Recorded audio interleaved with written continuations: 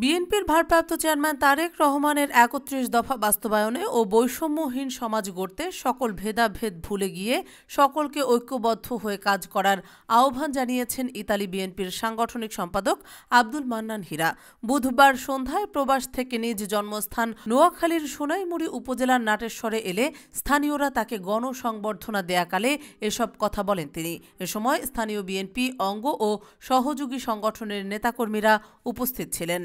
মান্নান হীরা আরও বলেন, বিগত ফ্যাসিস্ট সরকারের সময় অনেক প্রবাসী নির্যাতনের শিকার হয়েছেন।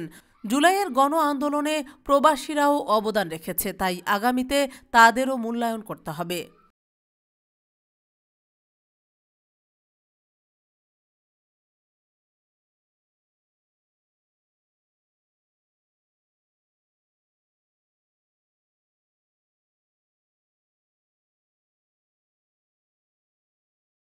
1971 সনে বাংলাদেশ স্বাধীন হওয়ার পরে বিগত 17 বছরে স্বাধীনতা নামক যে দৈন্যাসক্তি ছিল সেটাও শেষ করে দিয়েছিল।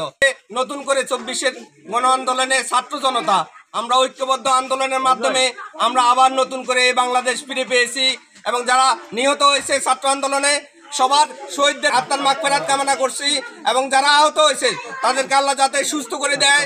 আমরা কৃষিবাদের ওই শিক্ষা থেকে আমরা নতুন করে শিক্ষা নিয়ে আমরা রাজনৈতিক নতুনভাবে 31 দফা যে তারেক রহমানের নির্দেশিত যে 31 দফা সেটাকে মেনটেন করে চলবো এবং আমরা বাংলাদেশে এমন সিস্টেম চালু করব যে আমাদের সাথে কোনো বৈষম্য যাতে কারোর সাথে না থাকে। আমাদের বাংলাদেশে আমি আমার ঘরে একটা দিন এখন পর্যন্ত ঘুমাইতে পারি নাই। আমার নামে কয়েকটি ট্রাইব্যুনালের মামলা আছে। আমরা অনলাইনে আমরা রেমিটেন্স যোদ্ধা হিসেবে ছিলাম, আমরা অনলাইন সাইবার যোদ্ধা হিসেবেও কাজ করেছি বিএনপির জন্য, বাংলাদেশের জনগণের জন্য। আমার নামে কয়েকটা অনলাইন মামলা আছে এবং দেশে আসলে কখনো আসলেও আমরা ঘরে ঘুমাইতে পারি না। আমার মতো এরকম হাজারো প্রবাসী লক্ষ লক্ষ প্রবাসীরা এই দেশের জন্য অনেক অবদান রেখেছেন। আশা করব দেশনায়ক তারেক রহমান এই প্রবাসীদের জন্য আমাদের যেই ত্যাগের মূল্যায়ন ইনশাআল্লাহ করবেন। Desk report, nation digital.